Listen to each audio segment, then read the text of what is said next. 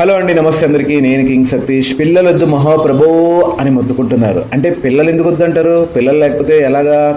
ఇప్పుడు మన ముసలిలాగా చూడడానికి పిల్లలు ఉండాలి కదా. ఇలాంటి చాలామంది మన ఇండియన్స్ అయితే మాట్లాడుతుంటారు. అందులో మన తెలుగు రాష్ట్రాల్లో బాగా ఉండుద్ది.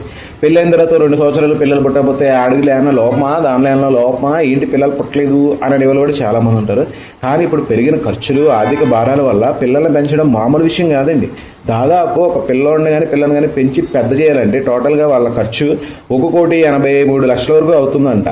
సో ఇది ఎంత ఖర్చు ఎందుకు అవుతుంది? మేము పిల్లల్ని పెంచలేదా, మేము కనలేదా అని మీరు అనొచ్చు. అప్పుడు ఖర్చులు వేరండి, ఇప్పుడు ఖర్చులు వేరు. ఇప్పుడు కేవలం చదువుకే దాదాపు 59%, బట్టలకే దాదాపు 15%, తిండికో 9%, ఇలా రకరకాలుగా ఖర్చులు పెరిగిపోయినండి. ఒక పిల్లని కానీ పెంచి పెద్ద చేయాలంటే అండి 1,83,00,000 ఖర్చు అవుతుందంట.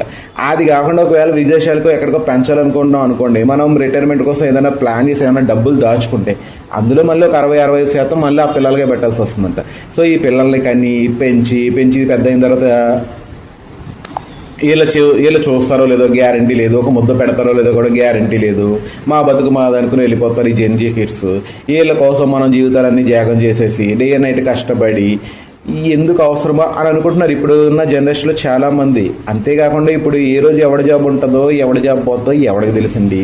అందుకే చాలామంది భయపడుతున్నారు.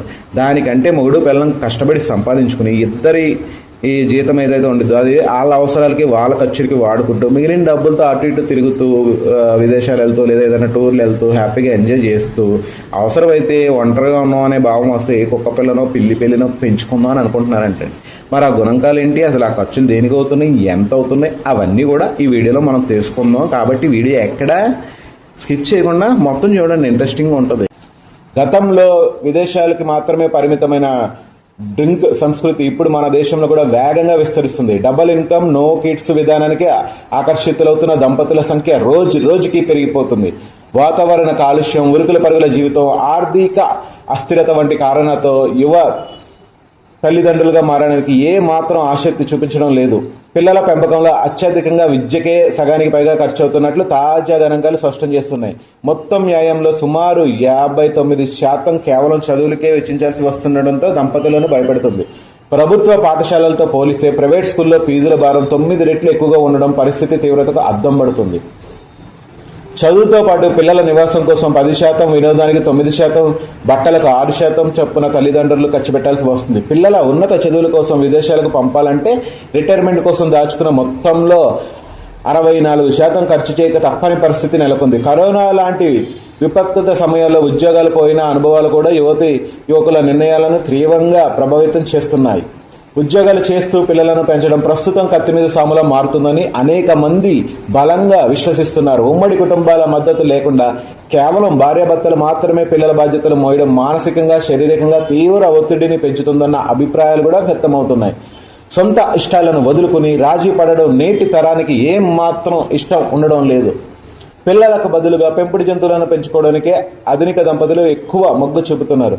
కుక్కలు లేదా పిల్లులను పెంచడానికి అయ్యే ఖర్చు ఒక పరిమితిలో ఉంటుందని, పిల్లలకైతే జీవితకాలం ఖర్చుల భారం మోయాల్సి వస్తుందని వారి ప్రధాన వాదన. పెంపుడు జంతువుల వల్ల తమ వ్యక్తిగత స్వేచ్ఛకు ఎటువంటి ఆటంకం కలగదని, అదే సమయంలో తోడు దొరుకుతుందని వీరు భావిస్తున్నారు. సొంత కళలు నెరవేర్చుకోవడం, ఆర్థిక స్వతంత్రం అనుభవించడం, ప్రపంచాన్ని చుట్టి రావడం వంటి లక్ష్యాలకి నేటి యువత పెద్దపీట వేస్తున్నారు. సాంప్రదాయ కుటుంబ వ్యవస్థకు భిన్నంగా ఆలోచిస్తూ ఎవరికి జవాబుదారీ కాకుండా ప్రశాంతమైన జీవితాన్ని గడపాలని నిర్ణయించుకుంటున్నారు. ఆర్థిక లెక్కలతో ముడిపడిన ఈ కొత్త ట్రెండ్ రాబోయే రోజుల్లో భారతీయ కుటుంబ వ్యవస్థలో పెను మార్పులకు దారితీస్తుందని నిపుణులు కూడా చెబుతున్నారు. సో అదేండి మరి మ్యాటరు. నేను ఎంత చెప్పాక కూడా ఆ పిల్లలు రాకపోతే ఎందుకు, మన వంశం ముందుకెళ్ళొద్దా, ఒక తోడు ఉండొద్దా, అబ్బాయి ఉండాలి అమ్మాయి ఉండాలి 2 పిల్లలు ఉండాలి అని కామెంట్లు చేస్తారా? చేసేయండి, అది మీ ఇష్టం. నేను ఇక్కడ జరుగుతుంది యువత ఆలోచన తీరు ఎలా ఉందనేది మీకు తెలియడానికే చెప్పాను తప్ప మీరు కానొద్దని చెప్పడానికి నేనే ఉండండి. ఎవరిష్టం వాళ్ళదే. కాబట్టి వీడియో నచ్చిందండి, నచ్చితే కామెంట్ చేయండి. ఈరోజు చెప్పండి, కన్నాలా వద్దా?